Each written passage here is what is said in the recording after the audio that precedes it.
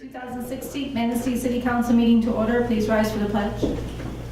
I pledge allegiance to the flag of the United States of America and to the republic for which it stands, one nation, under God, indivisible, with liberty and justice for all.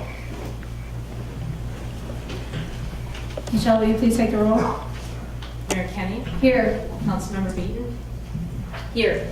Councilmember Zelinski. Here. Councilmember Goodspeed. Here. Councilmember Smith. Here. Councilmember Woodruff. Here. Councilmember Pontiac. Here. City Manager. Here. City Attorney. Here. City Assessor. Here. DPW Director. Here. Finance Director. Here. Planning and Zoning Administrator. Here. And Public Safety Director. Here. Thank you. Before we move on to our public hearings, our finance director has a brief slide presentation he'd like to give. Mayor, members of council, we have two public hearings tonight and two action items on the agenda. And I wanted to go through and do a brief overview of the Obsolete Property Rehabilitation Act, which is what the purpose of those public hearings are for. So the Obsolete Property Rehabilitation Act is Public Act 146 of 2000, and it was passed as a tax incentive to encourage redevelopment of obsolete buildings. An obsolete building may be contaminated, blighted, or functionally obsolete. Functionally obsolete means that it can no longer serve the purpose or purposes in the condition that it's in because of the way it was built. The North Channel Outlet building was declared functionally obsolete by the assessor. The goal of an Obsolete Property Rehabilitation Act exemption, or OPRA exemption, is to rehabilitate older buildings so that they can become vibrant commercial buildings or mixed-use projects. And they must be in a qualified local unit of government, and the MEDC maintains a list. Manistee is a qualified local unit of government because we're a core community. Just a little bit of background. The North Channel Outlet is part of the South Washington area Brownfield project, which was approved a while back. It ultimately will become a mixed-use building. There'll be a brewery and restaurant on the first floor and apartments on the second and third floor. The OPRA is a very important piece of the financing picture for this development. It plays pretty prominently in the pro formas, and it's necessary for the development's numbers to work out. City Council entered into a development and reimbursement agreement with the developer and the City Brownfield Authority back in February 2016. And in that document, the city agreed to approve an OPRA for the North Channel Outlet. So what is the process to establish an OPRA? There's two distinct parts of that. The first one is to establish an OPRA district, and that has a number of steps. In this case, there was a request by the owner. We were having the public, we noticed the public of the property in the district, and it's only 3 parcels all owned by the same entity, so we noticed them. We posted the public hearing and are holding that tonight, and then council will consider that later on tonight. Then the second step in the process is to actually approve the OPRA exemption certificate. They're two separate and distinct actions, and that's spelled out that way in the statute. Again, there was an application this time by the owner on a form prescribed by the state. We have a declaration of functional obsolescence by the assessor. We had a public notice to the taxing jurisdictions and some others. There's a public hearing tonight, and again, council will be considering that later on tonight as well. The last part of the process is, if that's approved tonight, it's sent on to the State Tax Commission. They have 60 days to approve or disapprove. The developer can also apply for an abatement of school taxes, which they have, although they're limited to the number of those that they can give. And the State Tax Commission has the final say on all exemption certificates. A little bit of information on the abatement that's being requested. OPRA is only on the building. It does not apply to the property value, it's just the building itself, and only on the increase in taxable value. So the taxes on the land and the base value of the building continues to the taxing jurisdictions that were getting it before. In this case, the DDA was getting that because it's captured, and the city was getting a small portion of that. An abatement will stop if a rental unit becomes owner occupied. So there's a certain number of units that will be rental, and if those happen to become owner occupied and they file for a principal residence exemption, then the abatement will no longer apply to that unit. An OPRA can be issued for up to 12 years. Originally, the developers were going to go for a 10-year, but after refining the numbers, they've decided to apply for a 7-year abatement. The practical implications of that is that the When that 7 years is up, the Brownfield Authority will capture taxes and be able to make its reimbursements faster than it would be if it was issued for 10 years. Current taxable value of the building is approximately $48,000. Future taxable value estimate only is between $680,000 and $850,000, and the estimated annual tax abatement is between $21,000 and $27,000. Keep in mind, though, that those taxes would be captured by the DDA if there was no brownfield project and the project went forward. But the DDA has given up its tax capture. That abatement just helps the numbers in the project, and then once the abatement's over, then it gets captured by the Brownfield Authority, which then captures those taxes and reimburses eligible expenses.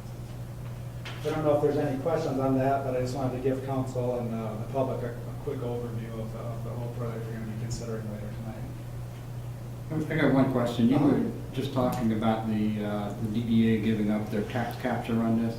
And at the end of the abatement period and the tax increment financing that's done, will the DDA get those taxes or will the city? No, neither. The Brownfield Authority will. The DDA gave up At the end of the authority? at the end of the Brownfield Yeah. plan, then the DDA will get those taxes Okay. because it's through the DDA district.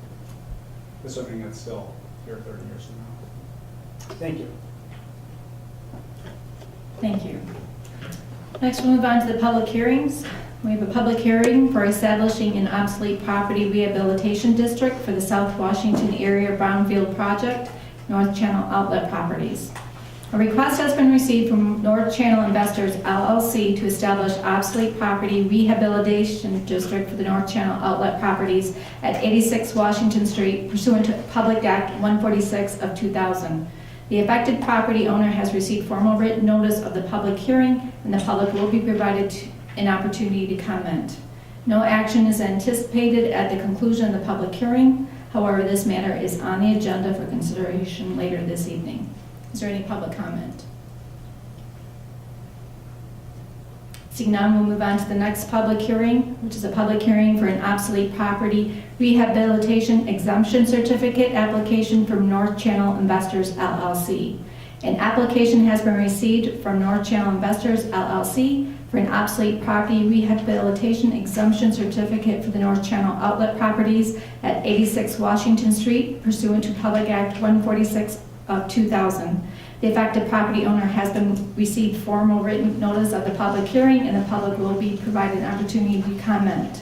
No action is anticipated at the conclusion of the public hearing. However, this matter is on the agenda for consideration later this evening. Is there any public comment? Seeing none, we'll move on to citizen comments on agenda-related items. Is there anyone in attendance who would like to comment on tonight's agenda? Seeing none, we'll move on to the consent agenda. All agenda items marked with an asterisk are on the consent agenda considered by the city manager to be routine matters. Prior to approval of the consent agenda, any member of council may have an item from the consent agenda removed and taken up during the regular portion of the meeting. Consent agenda items include approval of minutes, payroll, invoices, notification regarding next work session, and consideration of the annual Booze, Brews, and Brats event. Is there a motion? I'll make the motion. I'll second. I have a motion by Councilmember Zelinski, supported by Councilmember Goodspeed, to approve the consent agenda as presented. Is there any further discussion, comment? Seeing none, will you please take the roll? Councilmember Beaton? Yes. Councilmember Zelinski? Yes. Councilmember Goodspeed? Yes. Councilmember Smith? Yes. Councilmember Whitliff? Yes. Councilmember Pontiac? Yes. And Mayor Kenny. Yes. Motion approved. Thank you. Unfinished business, we have none. New business. Consideration of establishing an obsolete property rehabilitation district for the South Washington Area Brownfield Project, the North Channel Outlet Properties. A request has been received from North Channel Investors LLC to establish an obsolete property rehabilitation district for the North Channel Outlet Properties at 86 Washington Street pursuant to Public Act 146 of 2000. A public hearing on the request was held earlier this evening. At this time, council can take action to approve the resolution. I make a motion, council take action to approve a resolution establishing an obsolete property rehabilitation district for the South Washington Area Brownfield Project, North Channel Outlet Properties. Second. I have a motion by Councilmember Smith, supported by Councilmember Zelinski, to approve the resolution. Is there any further discussion or questions? Seeing none, will you please take the roll? Councilmember Zelinski, Yes. Councilmember Smith, Yes. Councilmember Pontiac, Yes. Councilmember Goodspeed, Yes. Councilmember Whitliff, Yes. Councilmember Beaton, Yes. and Mayor Kenny. Yes. Motion approved. Thank you. Consideration of an application for obsolete property rehabilitation exemption certificate from North Channel Investors LLC. An application has been received from North Channel Investors LLC for an obsolete property rehabilitation exemption certificate for the North Channel outlet properties at 86 Washington Street pursuant to Public Act 146 of 2000. A public hearing was conducted earlier this evening on this request. This item could be considered if council took action to establish an OPRED district in a previous agenda item, which we did. So I'm looking for an action to approve the application. I'll make the motion to approve the application. I'll second. I have a motion by Councilmember Zelinski, supported by Councilmember Goodspeed, to approve the application from North Channel Investors. Is there any further questions or discussion? Seeing none, will you please take the roll? Councilmember Goodspeed, Yes. Councilmember Beaton, yes, Councilmember Whitliff, Yes. Councilmember Zelinski, Yes. Councilmember Pontiac, Yes. Councilmember Smith, Yes. and Mayor Kenny. Yes. Motion approved. Thank you. Next, we have a consideration of an alley vacation request of Stillwater Investments. A request has been received from Stillwater Investments to vacate the portion of alley located between Lot 1, 2, 3, and 4, including the east 18.7 feet of Lot 5 and Lot 12, 11, 10, 9, including the east 18.7 feet of Lot 8, located in Block 9 of Filer and Tyson's addition to the city of Manistee, commonly known as the vacant property of the former Hotel Chippewa. The Planning Commission reviewed this request at their meeting of October 6, 2016, and recommends approval. The city attorney has approved the resolution. At this time, council can take action to approve the resolution to vacate the portion of the alley. I'll make the motion to vacate. Second. I have a motion by Councilmember Zelinski, supported by Councilmember Smith, to authorize the vacation of the property. Is there any further discussion? Seeing none, will you take the roll? Councilmember Smith, Yes. Councilmember Pontiac, Yes. Councilmember Whitliff, Yes. Councilmember Goodspeed, Yes. Councilmember Zelinski, Yes. Councilmember Beaton, yes, and Mayor Kenny. Yes. Motion approved. Thank you. Consideration of ordinance Z16-02, repealing Chapter 263 of the Non-Motorized Transportation Committee. Ordinance Z16-02 was drafted in response to a request from the Non-Motorized Transportation Committee, who recognizes the need for all municipalities in Manistee County to work together to consolidate efforts and resources through the establishment of a county-wide multi-use trail plan. This will be the first reading of the proposed ordinance Z16-02. As an ordinance, 2 separate readings are required. If the ordinance is introduced this evening, it could be adopted at the next regular meeting. Is there a motion to take action to introduce ordinance Z16-02? I will make that motion. I'll second. I have a motion by Councilmember Whitliff, supported by Councilmember Pontiac, to introduce ordinance Z16-02, repealing Chapter 263, Non-Motorized Transportation Committee. Is there any further discussion or comment? See now, will you please take the roll? Councilmember Whitliff, Yes. Councilmember Zelinski, Yes. Councilmember Smith, Yes. Councilmember Goodspeed, Yes. Councilmember Beaton, yes, Councilmember Pontiac, Yes. and Mayor Kenny. Yes. Motion approved. Thank you. Consideration of a maintenance agreement with Shoreline Cycling Club Incorporated. City Council endorsed the development of a trail park and city-owned property on M55 in April of 2011 after the Non-Motorized Transportation Committee and the Shoreline Cycling Club developed a plan to build multi-use trails in a mountain bike skills park. The Shoreline Cycling Club has expressed their desire to continue the development, maintenance, and oversight of the trail park after the Non-Motorized Transportation Committee is dissolved. The city attorney has drafted a maintenance agreement that delegates to Shoreline Cycling Club Incorporated their continued development, maintenance, and oversight of the park. Is there a motion to authorize and execute the maintenance agreement? I'll make the motion. Second. I I have a motion by Councilmember Zelinski, supported by Councilmember Whitliff, to execute a maintenance agreement with Shoreline Cycling Club. Is there any further discussion or comment?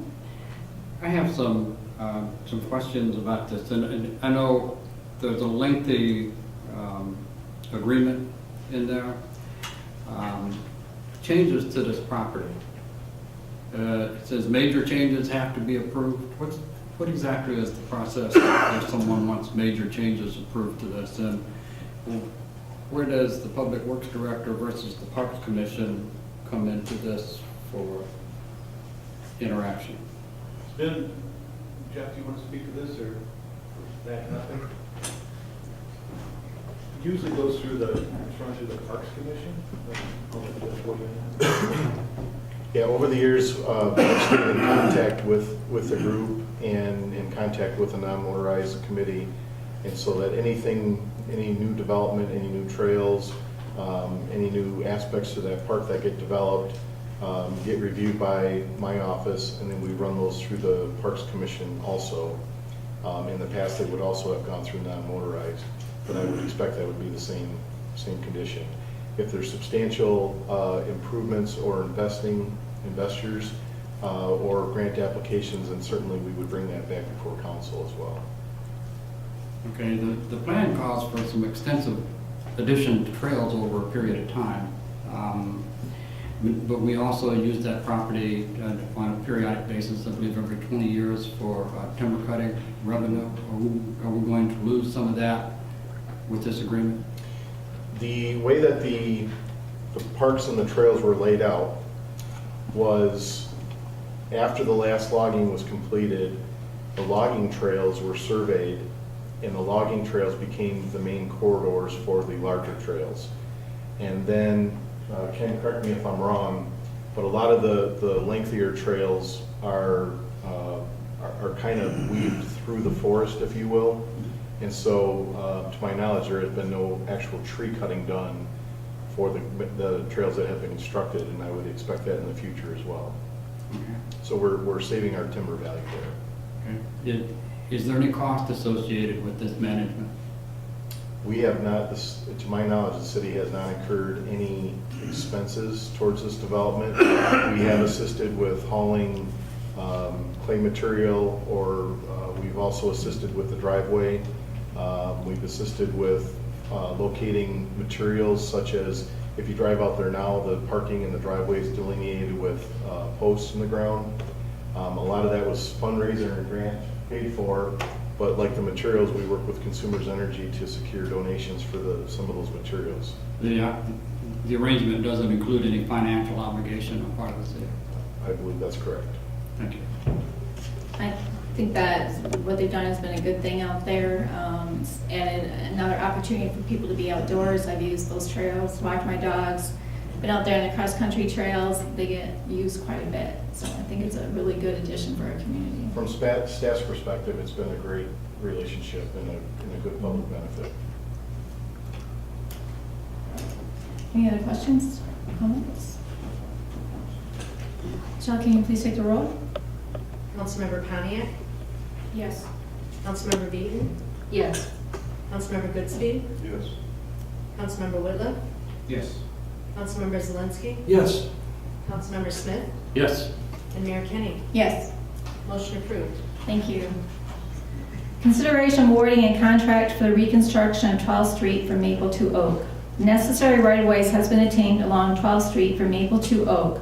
The right-of-way allows for the reconstruction of the roadway to major street standards. The project was bid in May of 2016 with the following bids being received. Hallett Contracting Incorporated for $136,596.52. Schultz Excavating and Asphalt LLC for $139,270.96. Elmer's Crane and Dozer Incorporated for $141,096.72. And Swiderski Brothers Excavating LLC, $144,110.80. The recommended bid is Hallett Contracting for $136,596.52. The low bid is below the budgeted amount. The agreement has been reviewed and approved by the city attorney. This time, council can take action to award the contract to low bidder Hallett Contractor Incorporated. I'll make that motion to approve that. I'll second. Have a motion by Councilmember Whitliff, supported by Councilmember Goodsby, to award the bid to Hallett Contracting in the amount of $136,596.52. Is there any further questions or discussion? The work will be done next year on this? Correct. Is this the same bid that we had previous?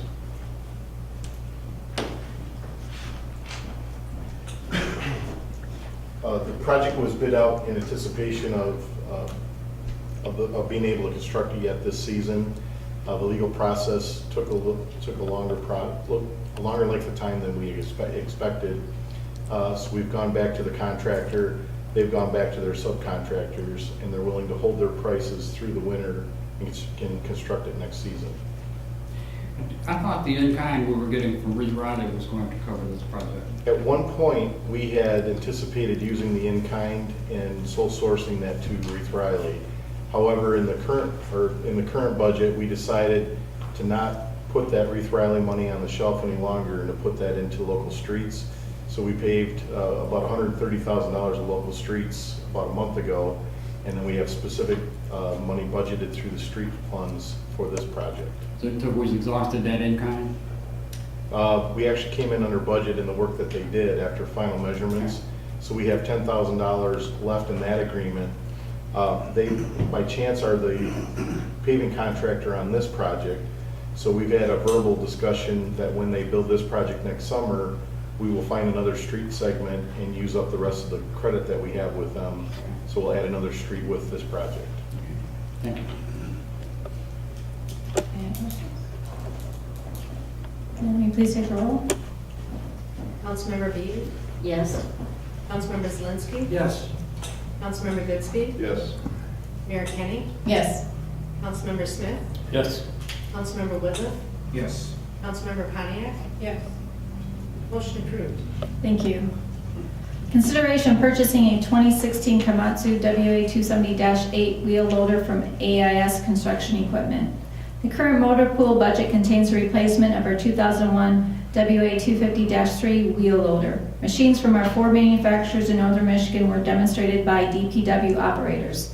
Minimum specifications were developed and requests for bids were solicited from the manufacturing representatives. The Komatsu WA270-8 loader was the lowest responsible bid, provides the most valuable maintenance package, and was the highest rated machine by the operators. The bid amount for the new machine is $163,075 with a trade-in allowance of $26,000 for our WA250-3. With the net purchase price of $137,075, financing has been competitively bid out by the finance director. Is there a motion to approve the purchase? I'll make it. Second. I have a motion by Councilmember Goodspeed, supported by Councilmember Whitliff, to approve the purchase of the WA270-8 wheel loader from AIS Construction Company. Is there any further questions or discussion? What type of warranty do we get on this machine, Jeff?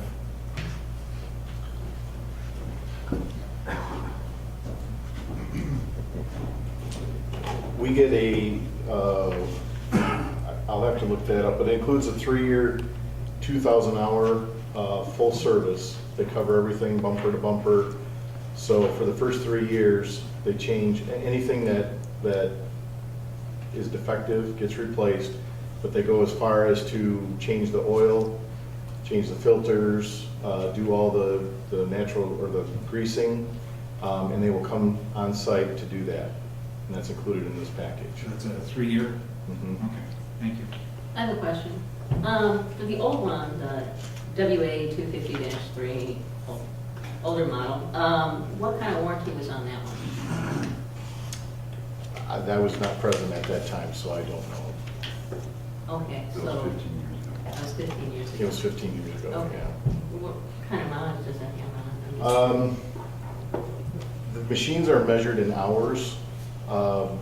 That machine has 11,112 hours on it, which is a similar milestone to a car that you drive that hits 100,000 miles. For heavy machines like this, especially loaders, 15 years and 10,000 miles is the point at which their value decreases substantially and larger maintenance costs start to be incurred. Question, do we have any major problems with it now? What's its track record? With the loader we would be trading in, Yes. In the past 2 to 3 years, we replaced the tires on them. Those are $18,000 or $1,800 a piece. We had to replace all the pins and bushings. Those are a couple $1,000s each. But the biggest thing that we had to do to that machine was replace the center pin where the machine articulates. That was, I wrote that down in case you asked, but that was over $11,000 alone just for that repair. And when was that done? That was done last year. My next question would be about the bids. You stated in your letter dated September 19th when you sent out the bids, that the bid should include the sale price, identify if there are any municipal purchasing programs available.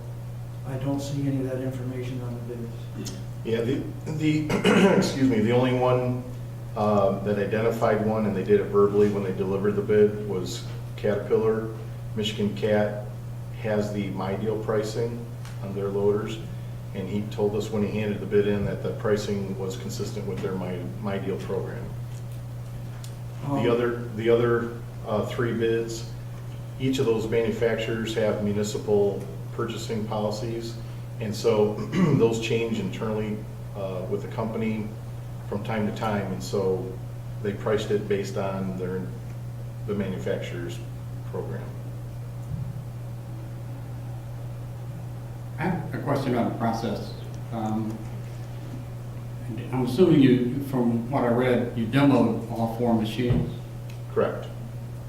I'm looking at the bids and I'm thinking it's a bit like apples to oranges, because if you came to a conclusion that a particular type of unit met your requirements or was better suited for the purposes intended, I would have assumed that you would have gotten 3 bids on that particular machine as opposed to bidding against different manufacturers and different types. And Sure. If we decide we want a Ford pickup truck, we don't throw a bid in there on Chevrolet and Dodge.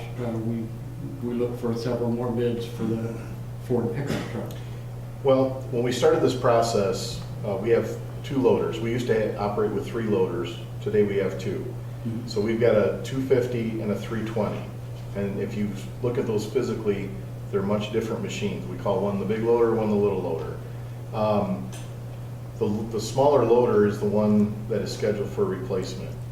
So when I started to speak with our operators and question, do we need a big loader? Do we need a little loader? Why do we have one of different sizes? And basically what we learned is that, or what I learned, is that bigger isn't always better. Bigger consumes more fuel, higher cost to maintain, and a lot of the work that we do doesn't require a very large machine. It's actually better in smaller places, tighter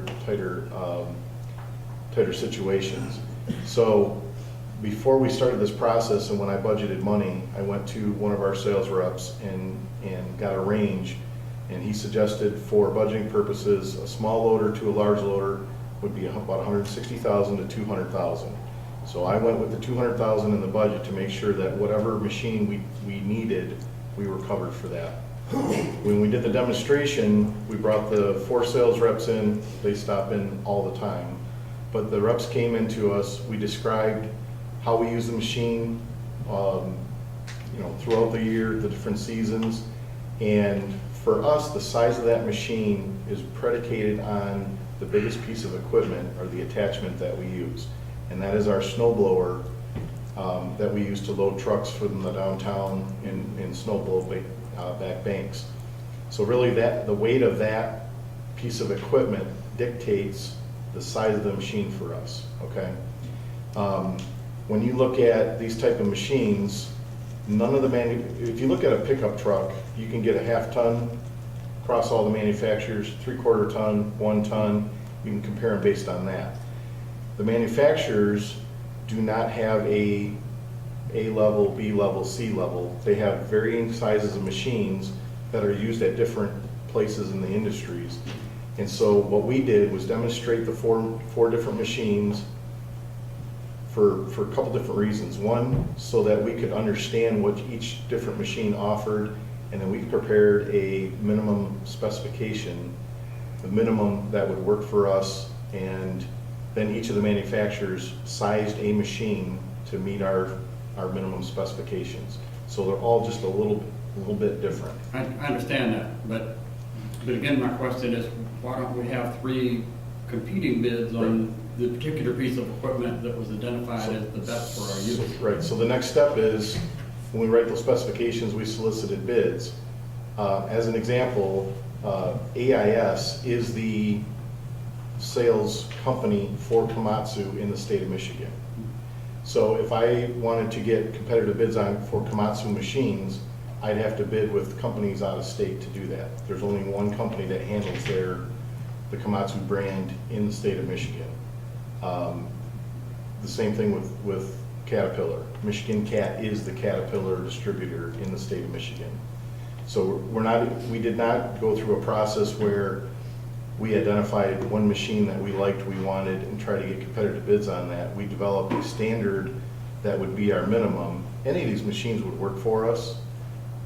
So we did really a two-prong approach here. One, the operator input, and then the other was a competitive pricing to make sure that our minimum standards were met. Okay. I noticed on the bid sheets, there's a $7,200 item that's marked off of the item that was identified as the low bid. Was that marked off before the bid came in, or was that something that was negotiated? And then I would ask, for the street funding, for example, those bids come into, as I believe, to the city clerk's office and are opened by the city clerk and a witness. How exactly is the bid process handled on equipment like this in public works? Well, on this particular one, we gave them a deadline and they submitted directly to our office by that deadline. The particular line item was for an auto greasing system that the Komatsu or the AIS put in that bid as an option. We reviewed the bid and all the submittals, all 4 of them, with our mechanic and with the operators. The mechanic specifically did not want an auto greasing system on that machine. From his perspective, and in his past experience, he's had more problems with them than what benefit. And so that was not something that we specified, and so we simply eliminated that expense. Okay, how are the bids handled when they're received? They come into Public Works, did they go to the clerk's office? They came straight to Public Works.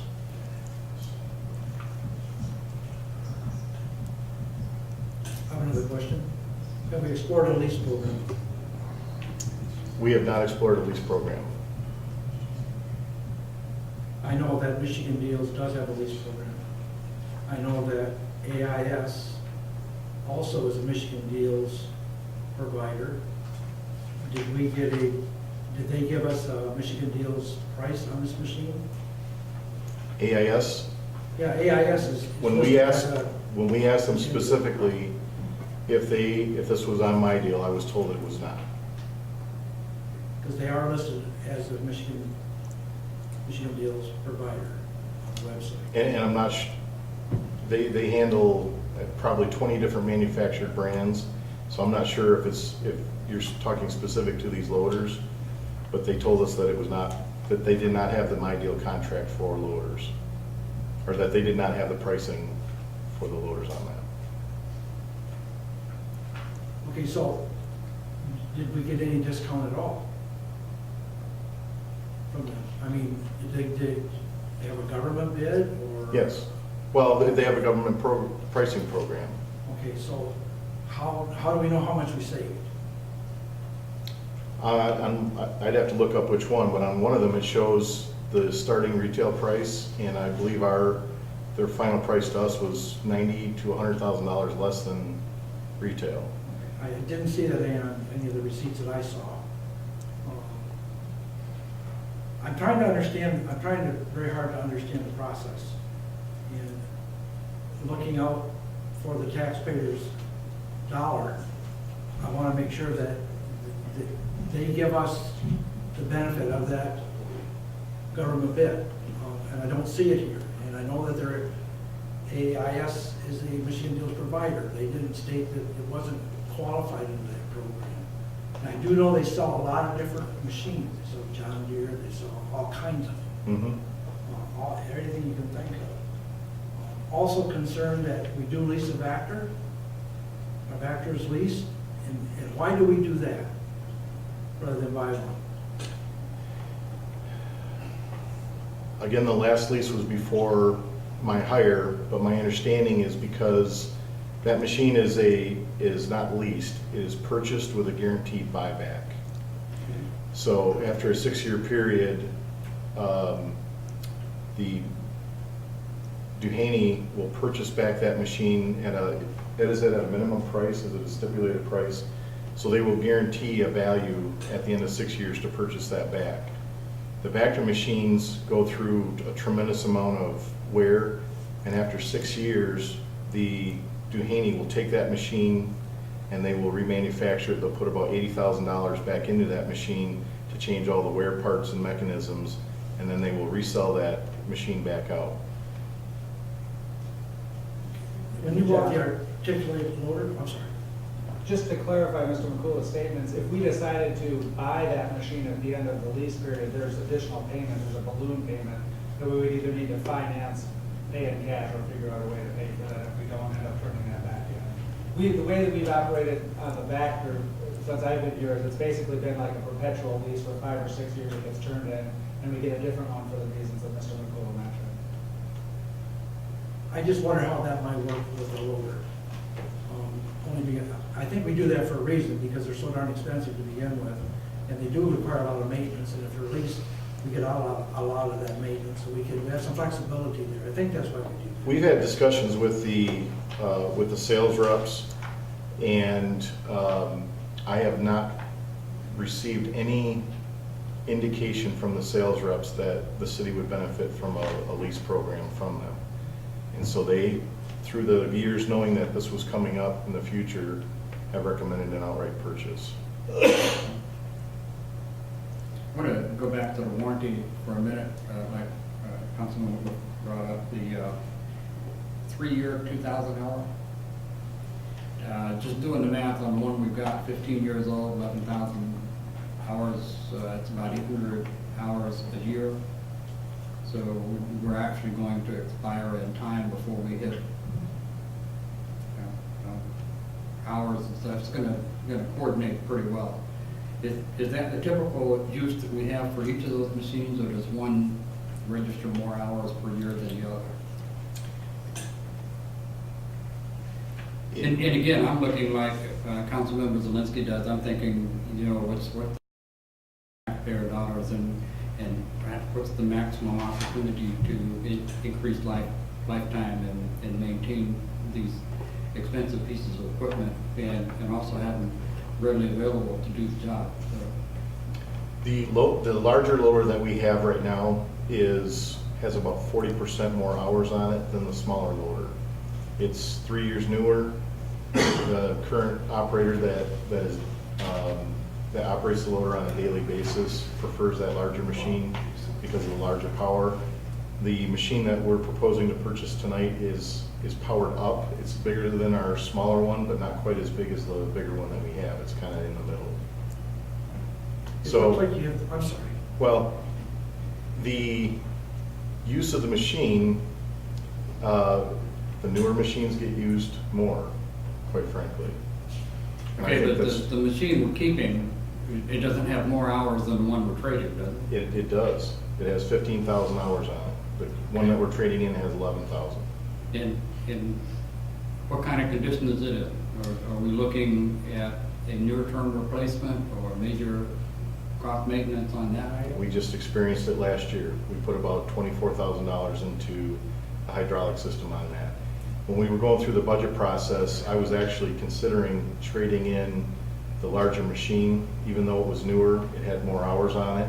But after we spent $24,000 to to replace the hydraulic system on it, we need to get the money back out of that machine. And that's the biggest wear component of it, so. But those are the type of things that start happening as they get older. Those $1,000 items become $5,000, become $10,000, become $20,000 items.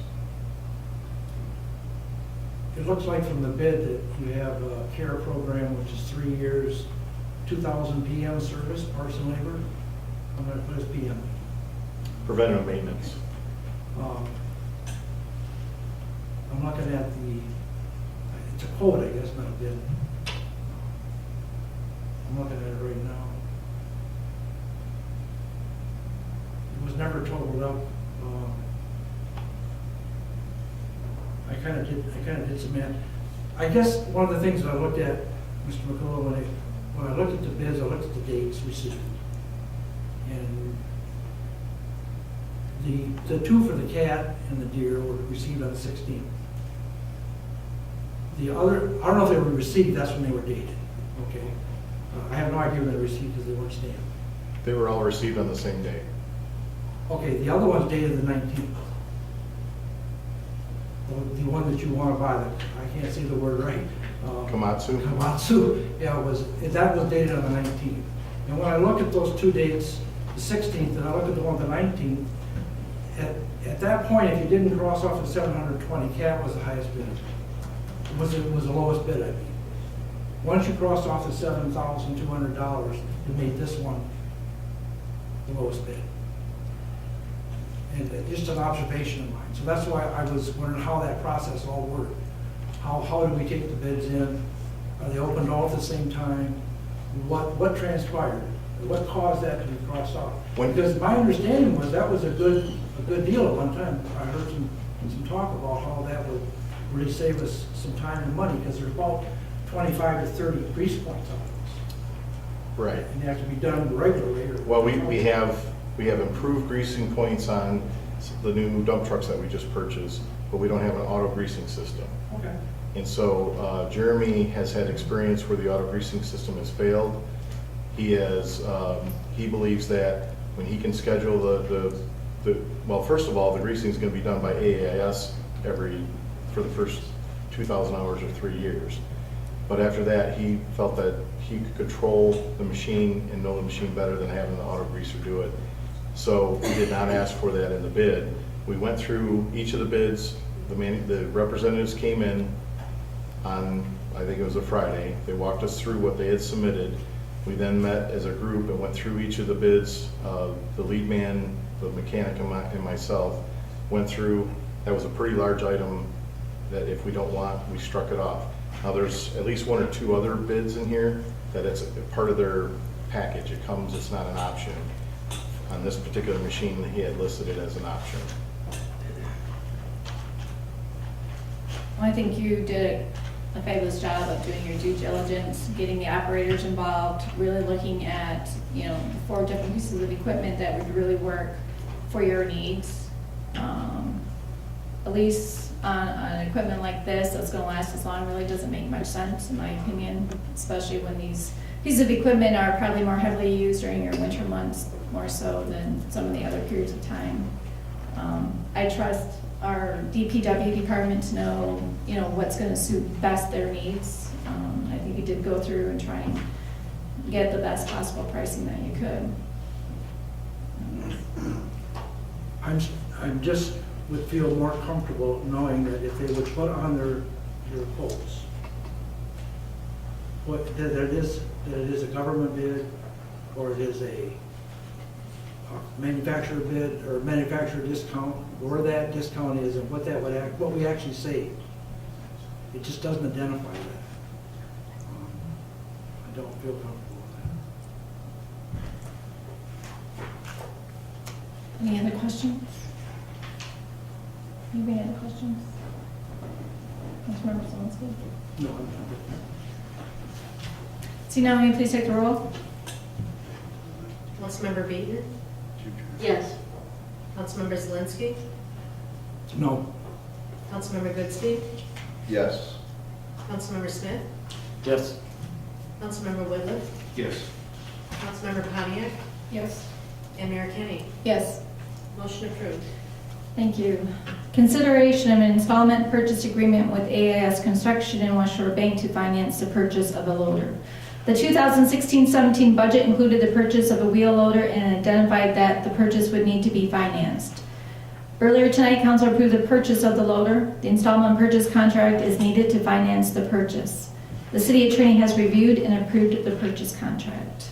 At this time, council can take action into an installment purchase contract with AIS Construction Equipment. Is there a motion? I'll make that motion. Also. I have a motion by Councilmember Whitliff, supported by Councilmember Goodspeed, to enter into a contract with AIS Construction Equipment in West Shore Bank. Is there any further discussion? or comment? I would say, well, I don't like financing equipment. Mr. Bradford did a great job of getting a very competitive rate on this, and I commend you for that effort.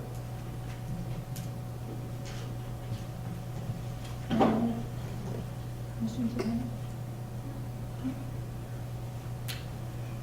Shall we please take the roll? Councilmember Goodspeed, Yes. Councilmember Whitliff, Yes. Councilmember Beaton, Yes. Councilmember Smith, Yes. Councilmember Pontiac, Yes. Councilmember Zelinski, No. and Mayor Kenny. Yes. Motion approved. Thank you. Next is consideration of applications to boards and commissions. The city clerk has taken action to advertise vacancies on the Airport Authority, Board of Review, Brownfield Redevelopment Authority, Compensation Commission, Downtown Development Authority, Harbor Commission, Historic District Commission, Pay Commission, and the Planning Commission.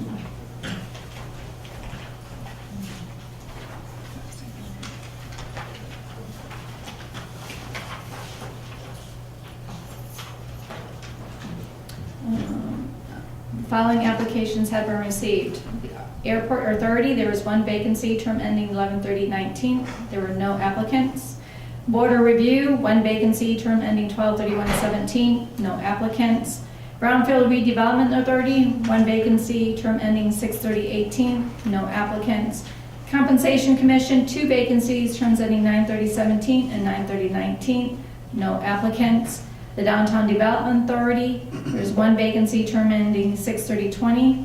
Applicants applying must be an interest member, which must specify what part of the downtown district they have interest in. This is a mayoral appointment.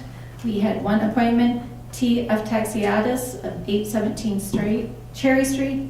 I would like to appoint T to the Downtown Development Authority. Is there a motion to approve?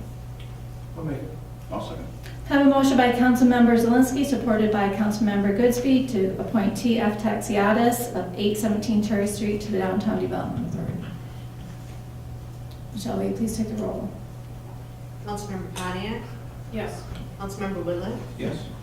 Councilmember Smith, Yes. Councilmember Goodspeed, Yes. Councilmember Zelinski, Yes. Councilmember Beaton, Yes. and Mayor Kenny. Yes. Motion approved. Thank you. The Harbor Commission, there are two vacancies, terms ending 10/31/19. One member can be a non-resident, must own real estate or business or profession having a licensed business location in the city. This is a council appointment. We have two applicants, Tyler Cook of 373 2nd Street and Alex Zaccanelli of 457 4th Street. I'd like to appoint Tyler Cook of 373 2nd Street to the term ending 10/31/19. Second. I have a motion by Councilmember Goodspeed to appoint Tyler Cook of 373 to a term on the Harbor Commission ending 10/31/19. Will you please take the roll? Councilmember Smith, Yes. Councilmember Pontiac, Yes. Councilmember Goodspeed, Yes. Councilmember Beaton, Yes. Councilmember Zelinski, Yes. Councilmember Whitliff, Yes. and Mayor Kenny. Yes. Motion approved. Thank you. I make a motion to appoint Alex Zanicali for 57 4th Street for the Harbor Commission. I'll second. I have a motion by Councilmember Smith to appoint Alex Zaccanelli to the Harbor Commission, a term ending 10/31/19. Will you please take the roll? Councilmember Goodspeed, Yes. Councilmember Zelinski, Yes. Councilmember Beaton, Yes. Mayor Kenny, Yes. Councilmember Pontiac, Yes. Councilmember Whitliff, Yes. Councilmember Smith. Yes. Motion approved. Thank you. Historic Commission, we have one vacancy ending 2/28/19, no applicants. Peg Commission, there are three vacancies, two terms ending 12/31/18 and one term ending 12/31/19. There are no applicants. The Planning Commission, there are three vacancies, terms ending 10/31/19. Applicants must be city residents. This is a mayor appointment. We have 4 applicants: Marlene McBride at 217 River Street, Mark Whitliff at 363 10th Street, Randall Zach Brazek. apologize for the last name, 173 Quincy Street, and Robert Swaniski of 256 Hughes Street. Mayor Kenny, I need to advise council that I am married to Robert Slovinsky. Okay, thank you. I don't think that'll make any, as far as voting. I'd like to appoint Marlene McBride of 217 River Street to one of the vacancies ending 10/31/19. I'll support the mayor's appointment. Second. I have a motion by Councilmember Goodspeed, supported by Councilmember Smith, to appoint Marlene McBride to one of the terms ending 10/31/19. Michelle, will you please take the roll? Councilmember Beaton, Yes. Councilmember Zelinski, Yes. Councilmember Goodspeed, Yes. Councilmember Smith, Yes. Councilmember Woodruff, Yes. Councilmember Pontiac, Yes. and Mayor Kenny. Yes. Motion approved. I'd like to appoint Mark Whitliff to one of the terms ending 10/31/19. I'll support the mayor's motion. I'll second. I have a motion by Councilmember Zelinski, supported by Councilmember Goodspeed, to appoint Mark Whitliff to one of the terms ending 10/31/19. Can you please take the roll? Councilmember Zelinski, Yes. Councilmember Goodspeed, Yes. Councilmember Smith, Yes. Councilmember Woodruff, Yes. Councilmember Pontiac, Yes. Councilmember Beaton, Yes. and Mayor Kenny. Yes. Motion approved. Thank you. And for the last vacancy, I'd like to appoint Randall Zachary, 173 Quincy Street, to a term ending 10/31/19.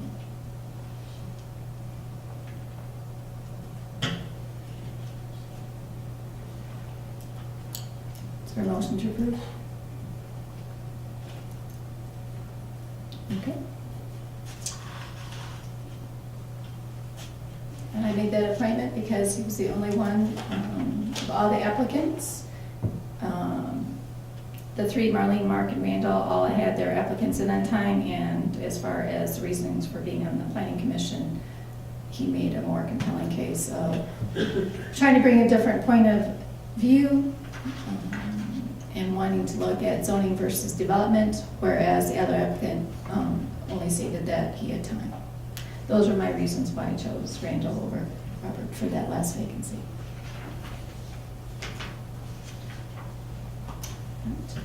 Next, we'll move on to notices, communications, and announcements. A regular part of each council meeting is a report from a cooperating agency, organization, or department. Tonight, we will hear from Ms. Krista Johnson or Ken Blakely Shell, who will report on the activities of the non-motorized transportation committee.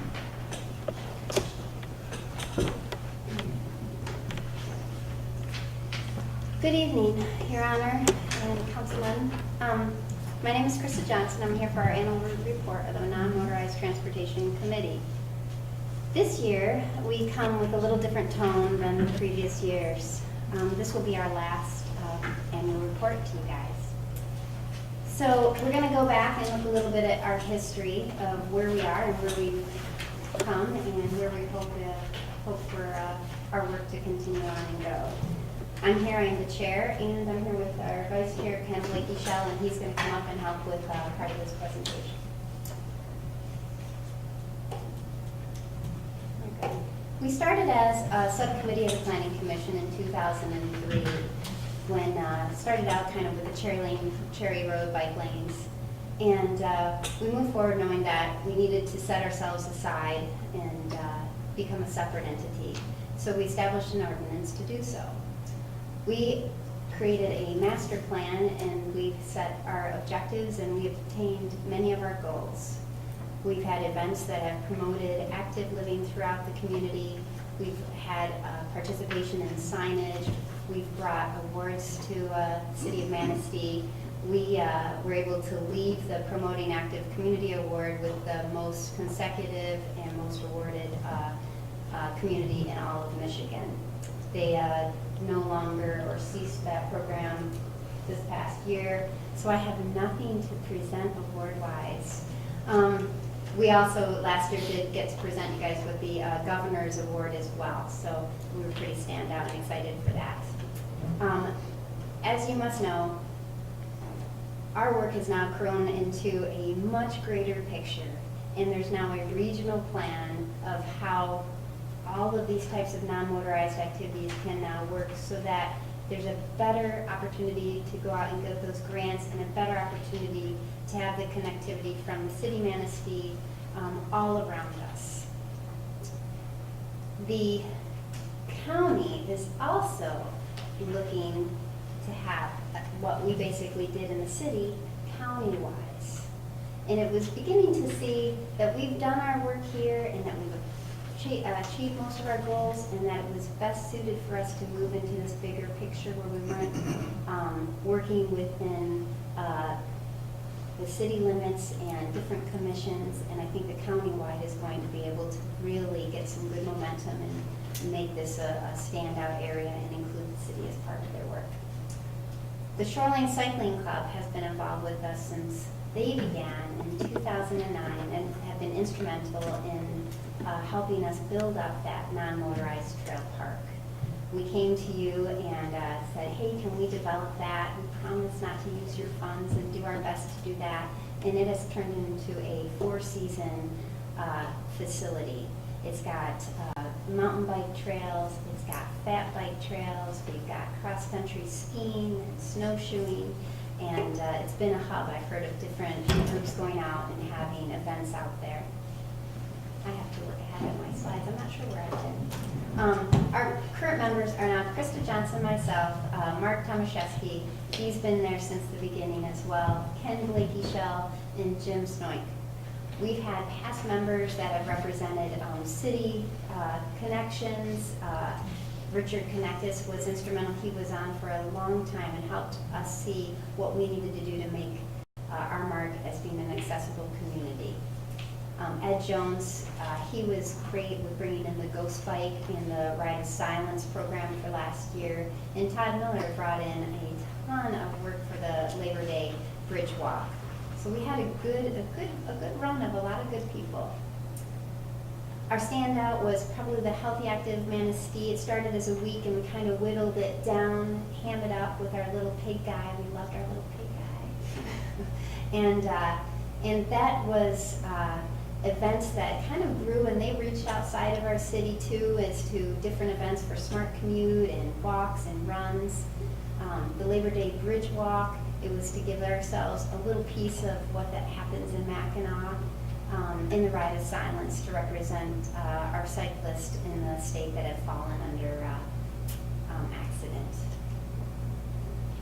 For 2004 to 2014, we were able to present you with an award every year for different changes that we did. The River Walk was always instrumental in that application process. The Governor's Award we received in 2014. Here's our letter that we signed and presented, and it's basically our intent as it's time for us to step back and time for the countywide program to take its wings. And we all hope to be involved with that and help that move forward. I'm going to call up Ken Blakey-Shell because this has been his baby. Without him, that non-motorized trail park wouldn't be what it is. And I'd like him to come and talk about where that's at and where it's going and what we would like to see for that in the future. And if he's comfortable, I'll let him close out this presentation. Ken? There you go. Thank you, Krista. You want me to bring yours up yet? Sorry. You want yours up? Actually, yeah, if you could do that, sure. So I'm a member of the Shoreline Cycling Club board. Last time I ended up presenting to you guys was back in 2011 when I presented a trail plan for the park. We've been working on implementing that. It hasn't gone exactly as the plan had originally laid out because some opportunities have presented themselves and some doors haven't opened. But to kind of give you a brief history on the property in case you or some of the public are not familiar with it, it was originally purchased in 1943. It was used as an airport. In 91, the City Council ended up determining it should be used for recreational use. In 2008, the Manistee County Planning Commission Recreation Survey indicated that there was strong interest in a mountain bike park, some of the skills of dirt jumps and some of these other things. And then in 2011, That was when I presented to you guys, and you ended up approving our plan for the park to be able to develop some trails on it. The Shoreline Cycling Club was originally established in 2009 as a 501c3 nonprofit. That's allowed us to end up applying for grants in a variety of different situations. We ended up having a very good volunteer network. We ended up getting hundreds of hours of volunteers every year. I don't have an exact figure on that, but it approaches about 1,000 hours a year. We maintain over 100 trails, 100 miles of trails throughout 3 different counties. So the trail park is actually just one small piece of how we ended up helping out the area. And we work with a lot of different land managers. The City of Manistee is one of them. Since our inception, we've built about 25 miles of trail in the area. We also groom over 40 miles of trail in the winter for either skiing or fat biking. Over time, we've ended up bringing in over $50,000 in revenue through grants and also through donations to end up helping out some of the projects we've done throughout the counties. The non-motorized park has really been driven forward by volunteer labor. We have a big thank you to people, whether it be the development of the trails or the time spent grooming. A lot of selfless hours and a lot of help from a lot of individuals. We've got to end up saying a big thanks to the Payne Family Foundation, Olson Foundation, and Wise Women Grants. Those have been some grants that we've been able to end up getting that helped out with the park. For instance, with the Olson Foundation, that's what ended up giving us the funding to be able to end up improving the drive and the parking lot area. The Payne Family Foundation, that helped us out with a lot of the grooming equipment that allowed us to be able to end up doing some of the things we ended up doing in the winter. Wise Women Grant, that helped out with a lot of the signage. So definitely big thanks to them, and also a lot of individual donors that have helped out along the way. We ended up creating 3.8 miles of cross-country ski trail. As Jeff McCool ended up mentioning earlier, we ended up trying to end up using the main logging trails that ended up going through there, so we could not have to take out any of the valuable, or what will become valuable timber on the property. Try to end up retaining the value of that property as best we could. We ended up making the corridors about 10 to 12 feet wide, so we can end up doing it for both classic and skate skiing. It's been a real draw for a lot of people locally that used to ski at places like the Big Apple or Crystal or things like that in the past, but it's kind of gotten beyond their skill level at this point. They're much more comfortable out there. And then there's other people like myself, which are a real enthusiast skier. This is a wonderful place to end up going midweek, so you can kind of maintain a healthy, active life.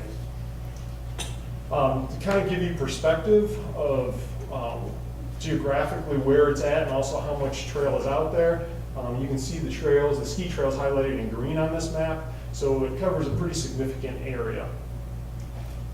Last year, we ended up cutting 5.4 miles of fat bike and snowshoe trail. That's much more narrow. It ends up, the corridor ended up being about 48 inches wide total. So there were no major trees or anything else taken out. We made sure we ended up avoiding that. We ended up acquiring through personal donations another $8,000 to fund the grooming equipment to be able to end up making that happen. This is a map of the trail system. The blue trails are the ski trails, and then the red trails and the yellow trails are the fat bike and the snowshoe trails. We purposely left areas undone in case there's a desire to end up having the trail system expanded in the future. We don't have any imminent plans to do that right now, but we want to leave that door open in case the opportunity and the will ended up presenting. Lastly, we have a sort of a mountain bike skills area and some dirt jumps out there. This has proven to be quite popular. Recently, we ended up having Keegan Thomas complete his Eagle Scout project, where he ended up developing some of the features that you end up seeing there, some of like the teeter-totters and some of the ramps and things like that. We've got signage up sort of indicating which way is sort of an advanced feature, and then also having an easy line so that people don't accidentally get onto one of these things and potentially end up hurting themselves. We've tried to end up making it very clear so there's not any surprises to anybody, and they can end up having an enjoyable time. So that really is sort of the trail park in its current state summed up, and what the Shoreline Cycling Club has sort of done in a regional level. You guys done a great job out there. Been out there on the trails, they're very nice. It's a beautiful area. Thank you. Thank It you. is a wonderful place to cross-country ski in the winter. Done a great job. Thank you. I appreciate hearing that. Thank you. Thank you. Next, we'll hear from Ms. Tamara Brzezinski, who will report on the activities of the Alliance for Economic Success. As you can see, Tamara's not here tonight. She ended up with another meeting, so I'm Betsy Evans. I'm the Director of Business Development for the Alliance for Economic Success. And I wanted to pass out, this is a new format of reporting that we're trying, so I welcome your feedback on it if it's helpful or difficult. But trying to align it with our three major missions, which are community development, resource development, and business development.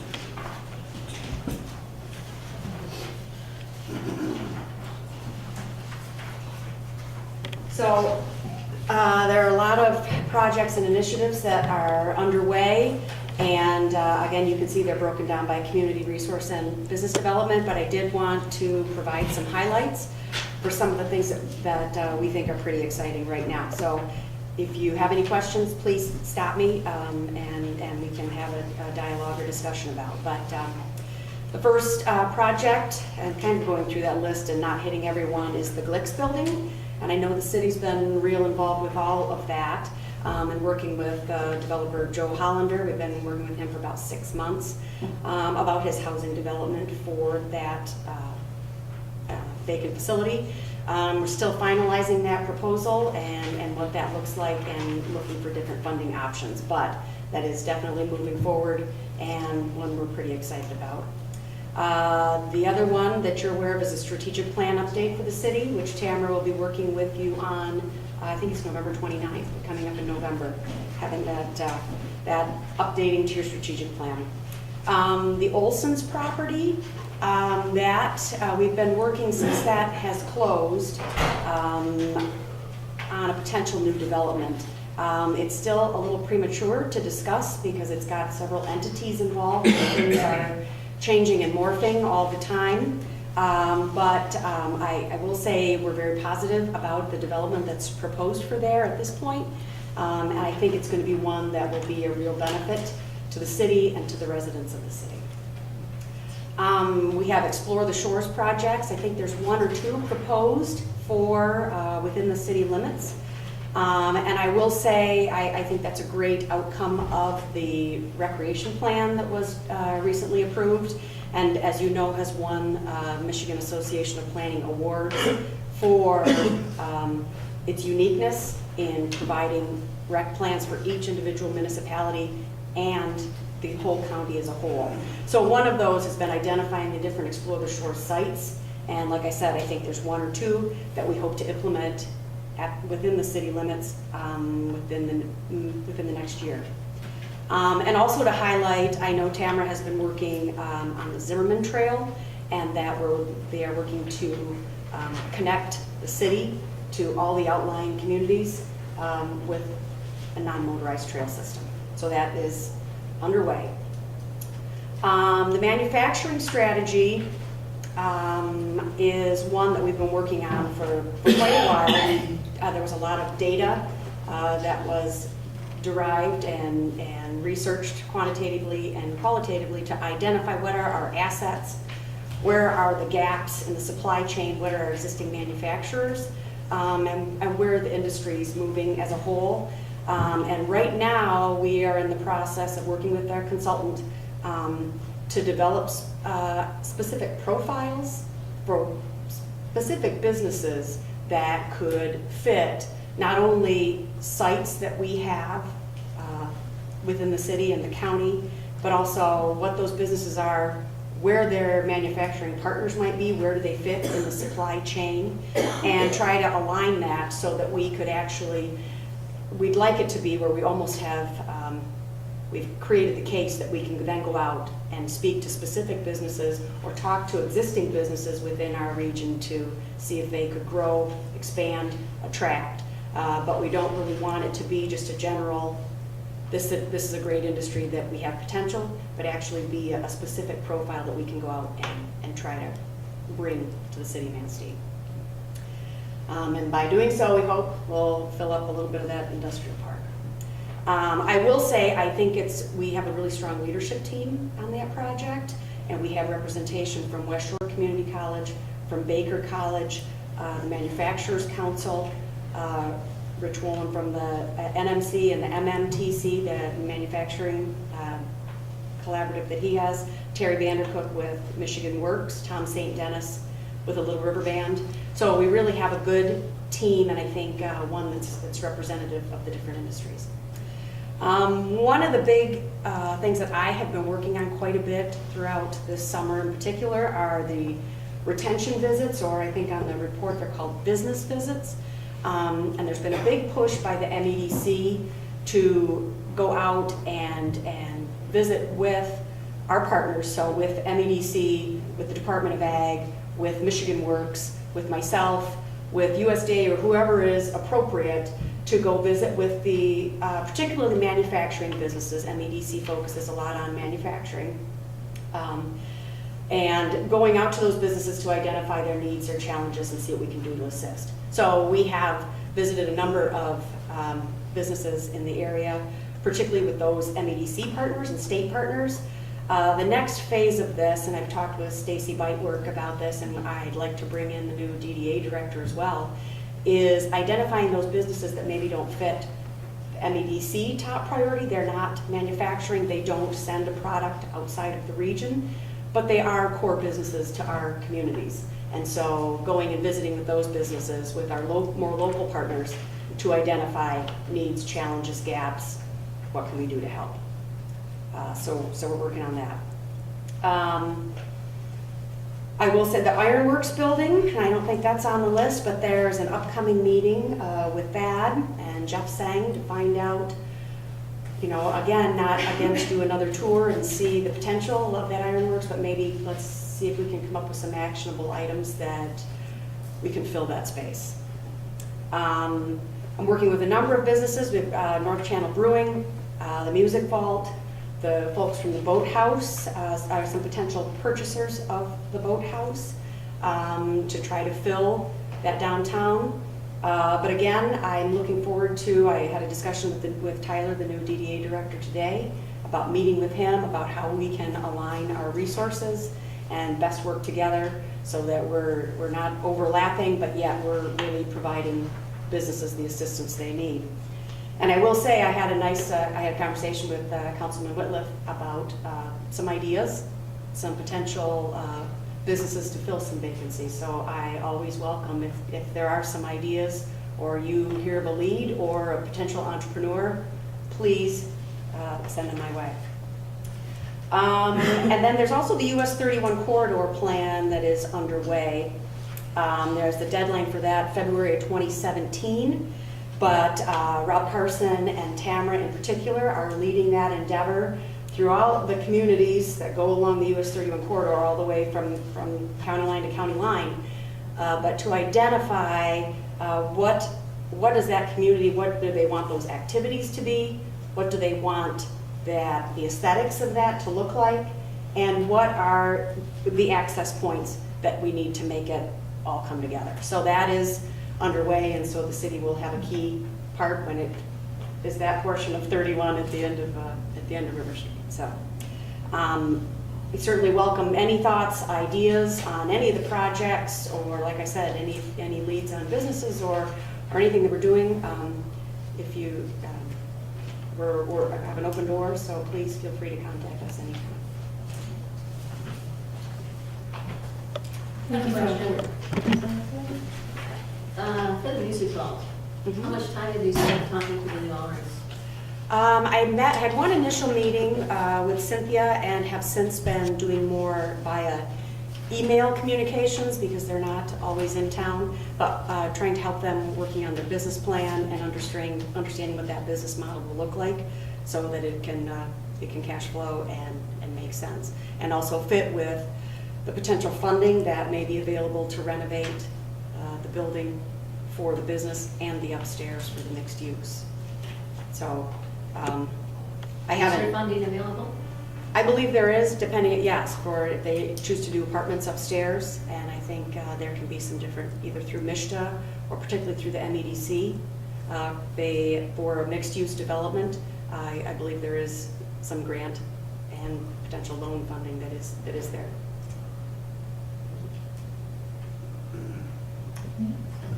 Anything else? Thank you for the work that you do. Thank you. Next, we'll move on to concerns and comments. Citizen comment. This is an opportunity for citizens to comment on municipal services, activities, or areas of city involvement. Citizen attendance shall be recognized by the mayor for comments, which are limited to 5 minutes. Letters submitted to council will not be publicly read. Is there anyone who would like to comment? Yes, sir. Please come forward, state your name and address. TF Taxiadis, 817 Cherry. A couple items. First, I want to thank you for the appointment to the DDA. I applied for the DDA position because in my 35 years of working with cities, townships, counties, and DDAs, I found that a strong DDA is essential to the success of the city where it's located.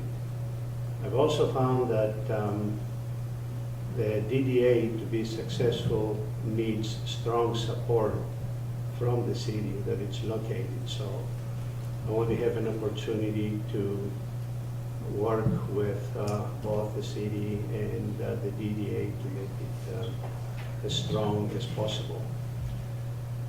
Second, I understand that's the mayor's last meeting that you're going to be chairing. Your No, turn. one more. You have one more? One more. Oh. First. Well, I want to thank you anyway for your service, and even though it's premature. And I hope with that you have more time to pursue other interests you have, as well as spend more time on your current job. Just don't bring any more cats. Okay. Thank you. Is there anyone else who would like to comment? Yes, sir. Please come forward, state your name and address. Bob Grabowski, 4th Street. Seeing this leaf time pick up again, I hope if the city doesn't use that 8,000 or 10, or 8 ton, whatever, that front end loader, we're pushing 45 pounds of leaf up and down the street. They gotta find some other way to pick those leaves up. That's just beating the heck out of that big machine.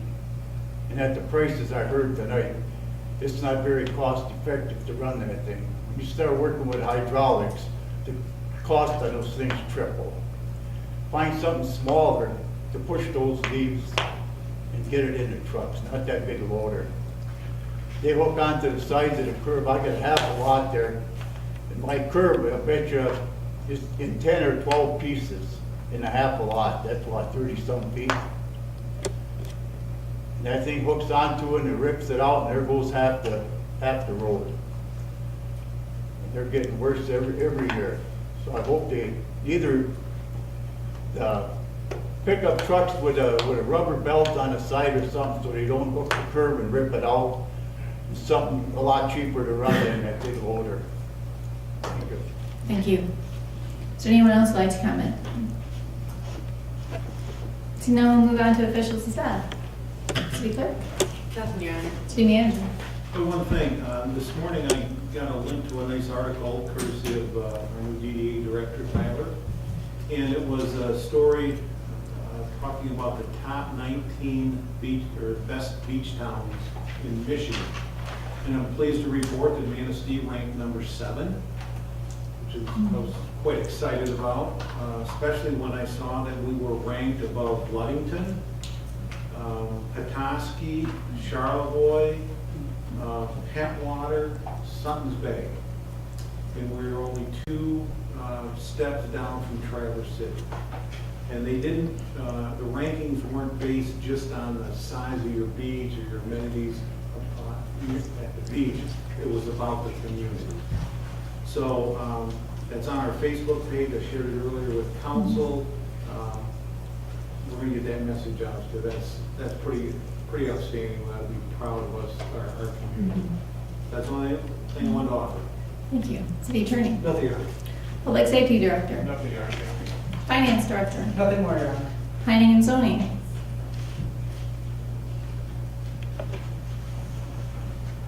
I just want to take this as an opportunity to thank all of the people who have served on the Non-Motorized Transportation Committee.